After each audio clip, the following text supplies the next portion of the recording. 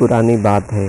धारा नगरी में गंधर्व सेन नाम का एक राजा राज करते थे। उसके 4 रानियां थीं। उनके 6 लड़के थे जो सब के सब बड़े ही चतुर और बलवान थे। संजोग से एक दिन राजा की मृत्यु हो गई और उनकी जगह उनका बड़ा बेटा शंख गद्दी पर बैठा। उसने कुछ दिन राज किया, लेकिन छोटे भाई विक्रम ने उसे मार डाला और स्वयं राजा बन बैठा। उसका राज्य दिनों दिन बढ़ता गया और वह सारे जम्बूद्वीप का राजा बन बैठा। एक दिन उसके मन में आया कि उसे घूमकर सैर करनी चाहिए और जिन देशों के नाम उसने सुने हैं उन्हें देखना चाहिए। सो वह गद्दी अपने छोटे भाई भर्तृहरि को सौंपकर योगी बनकर राज्य से निकल पड़ा। उसके नगर में एक ब्राह्मण तपस्या करता था। एक दिन देवता ने प्रसन्न होकर उसे एक फल दिया और कहा कि इसे जो भी खाएगा वह अमर हो जाएगा। ब्राह्मण ने वह फल लाकर अपनी पत्नी को दिया और देवता की बात भी बता दी। ब्राह्मणी बोली, हम अमर होकर क्या करेंगे? हमेशा भीख मांगते रहेंगे, इससे तो मरना ही अच्छा है। तुम इस फल को ले जाकर राजा को दे आओ और बदले में कुछ धन ले आओ। यह सुनकर ब्राह्मण फल लेकर राजा भर्तृहरि के पास गया और सारा हाल कह सुनाया। भर्तृहरि ने फल ले लिया और ब्राह्मण को 1 लाख रुपए देकर विदा कर दिया।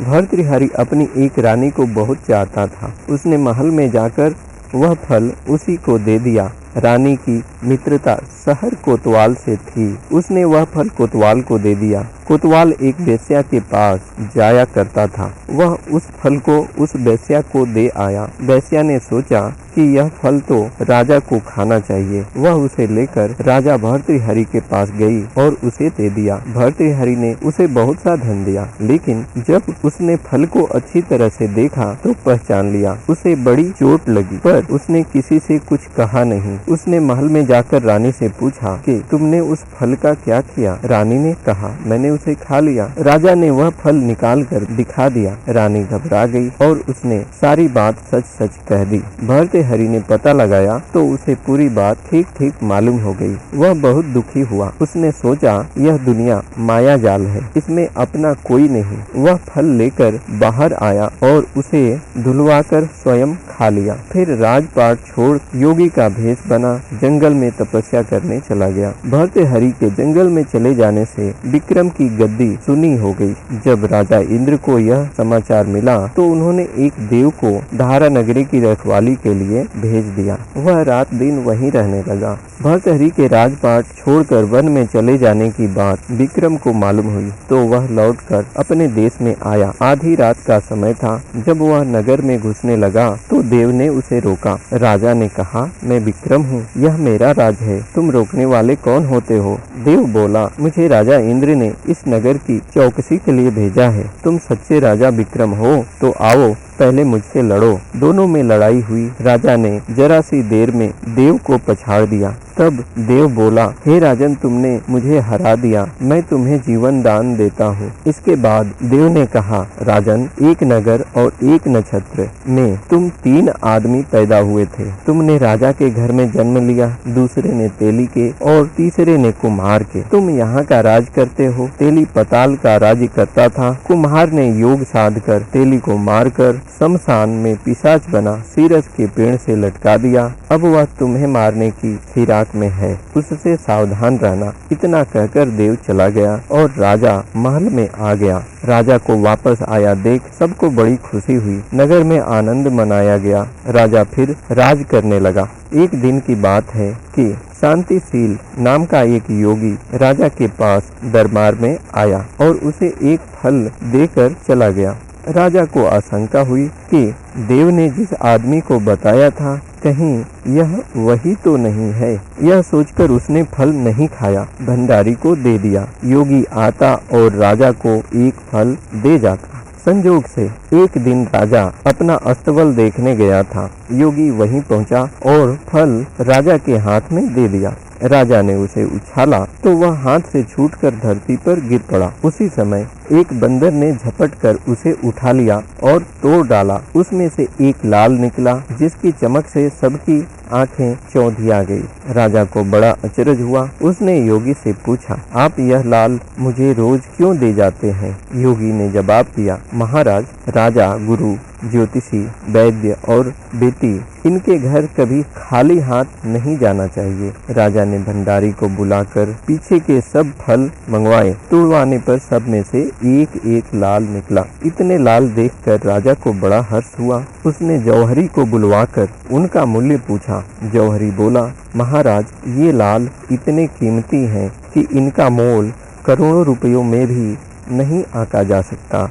एक एक लाल एक एक राज्य के बराबर है। यह सुनकर राजा योगी का हाथ पकड़कर गद्दी पर ले गया। बोला, योगी राज, सुनी हुई बातें दूसरों के सामने नहीं कही जाती। राजा उसे अकेले में ले गया। वहां जाकर योगी ने कहा, महाराज, बात यह है कि गोदावरी नदी के किनारे मसान में मैं एक मंत्र सिद्ध कर रहा हूँ। उसके सिद्ध हो जाने पर मेरा मनोरथ पूरा हो जाएगा।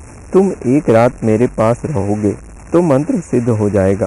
एक दिन रात को हथियार बांधकर तुम अकेले मेरे पास आ जाना। राजा ने कहा, अच्छी बात है। इसके उपरांत योगी ने दिन और रात का समय बताकर अपने मठ में चला गया। वह दिन आने पर राजा अकेला वहां पहुंचा। योगी ने उसे अपने पास बिठा लिया। थोड़ी देर बैठकर राजा ने पूछा, महाराज, मेरे लिए क्या आज्ञा है? योगी ने कहा, राजन, यहाँ से दक्षिण दिशा में 1 कोस की दूरी पर मसान में एक सिरस के पेड़ पर एक मुर्दा लटका है। उसे मेरे पास ले आओ, तब तक मैं यहाँ पूजा करता हूँ।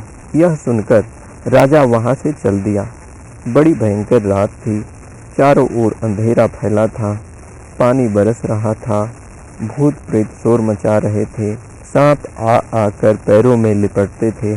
लेकिन राजा हिम्मत से आगे बढ़ता चला गया। जब वह मसान में पहुंचा तो देखता क्या है कि शेर दहाड़ रहे हैं, हाथी चिंगाड़ रहे हैं, भूत प्रेत आदमियों को मार रहे हैं। राजा बेधड़क चलता गया और सिरस के पेड़ के पास पहुंच गया। राजा ने सोचा, हो न हो यह वही योगी है जिसकी बात देव ने बताई थी। पेड़ पर रस्सी से बंधा मुर्दा लटक रहा था। राजा पेड़ पर चढ़ गया और तलवार से रस्सी काट दी। मुर्दा नीचे गिर पड़ा और दहाड़ मार मार कर रोने लगा। राजा ने नीचे आकर पूछा, तू कौन है? राजा का इतना कहना था कि वह मुर्दा खिलखिलाकर हंस पड़ा। राजा को बड़ा अचरज हुआ।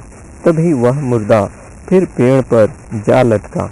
राजा फिर चढ़कर ऊपर गया और रस्सी काट दिया। राजा ने नीचे आकर फिर पूछा, तू कौन है? वह मुर्दा ने कहा, मैं बैताल हूँ। तू कौन है और मुझे कहाँ ले जाएगा? राजा ने कहा, मेरा नाम विक्रम है। मैं धारा नगरी का राजा हूँ। मैं तुझे योगी के पास ले जा रहा हूँ। बैताल बोला, मैं एक शर्त पर चलूँगा। अगर तू रास्ते में बोलेगा तो मैं फिर पेड़ पर जा लटकूंगा। राजा ने उसकी बात मान ली। फिर बैताल बोला, पंडित, चतुर और ज्ञानी, इनके दिन अच्छी अच्छी बातों में बीतते हैं, जबकि मूर्खों के दिन कलह और नींद में। अच्छा होगा कि हमारी राह भली बातों की चर्चा में बीत जाए। मैं तुझे एक कहानी सुनाता हूँ, सुनो।